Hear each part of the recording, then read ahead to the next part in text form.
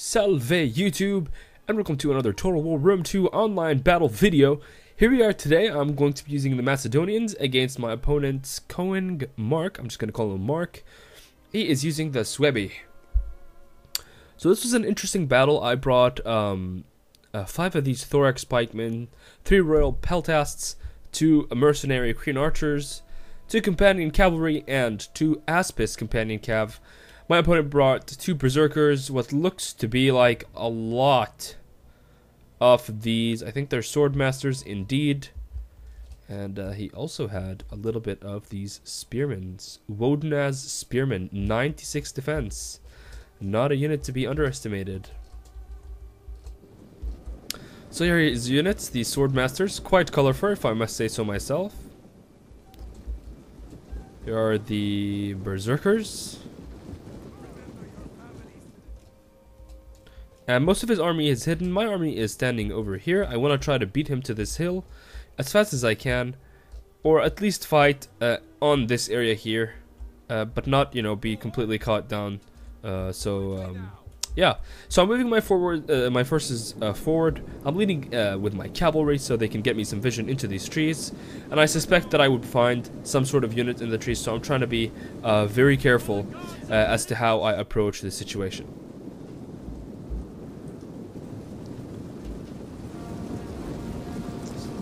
So as you can see, I am shifting my army a little bit to the right here initially, and then I want to go left. And again, this is a process that I find myself doing quite often, where I try to move my army back and forward in a rotating kind of manner. That sometimes gets my opponent's line a little bit tilted towards me, and then I can get some cool attacks. So I decided that it might be a good idea to sacrifice and exchange some of my units here with some berserkers. This unit is now down to half strength, and any flanking capabilities that it will deliver are going to be automatically nerfed. So as you can see, my opponent now is going to rush my position. This is what the constant rotating does. Once I'm stationary, my opponent feels that I am all of a sudden a target. Then he tries, or she tries, their best to go forward and catch my line, but this is not going to happen. I'm not going to let that happen. I'm pulling my thorax pikemen backwards, as you can see, and my entire army is also following in support. Unfortunately, I do leave my foot companion general here at risk. He's out of phalanx, and it's going to be a bad time. This is going to force me to engage at a position that I don't really want to. But these sword units are hitting me at an angle here. And my phalanx is going to be able to do a really good job in handling and dealing with these units over here.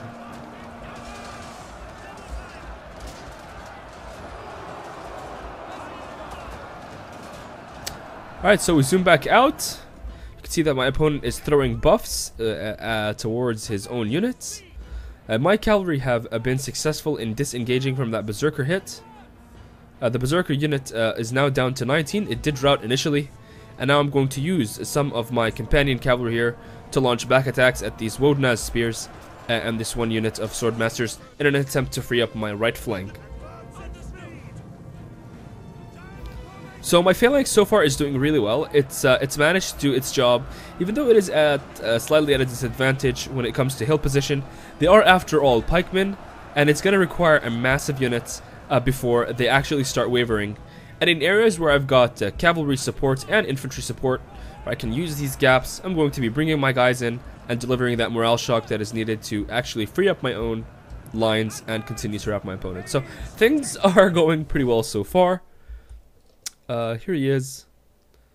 As you can see, my line is now somewhat forming a convex around my opponents, and his units are beginning to rout one after the other off the battlefield. My archers have been not really, I really brought them in case my opponent had a skirmish-wise army, because recently online, you play and you find out that, you know, these units that that you bring sometimes can be countered really hard by a strong archer army. So I always like to at least bring 1 or 2 or maybe 3 archer units if I want to be safe to any battle, especially if I don't have a lot of cav. So obviously micro is slipping here a little bit in some places, but I actually think this might have been a replay error. You can see units here just standing doing nothing. Same here. But as you can guess, these guys would have been routed at this stage.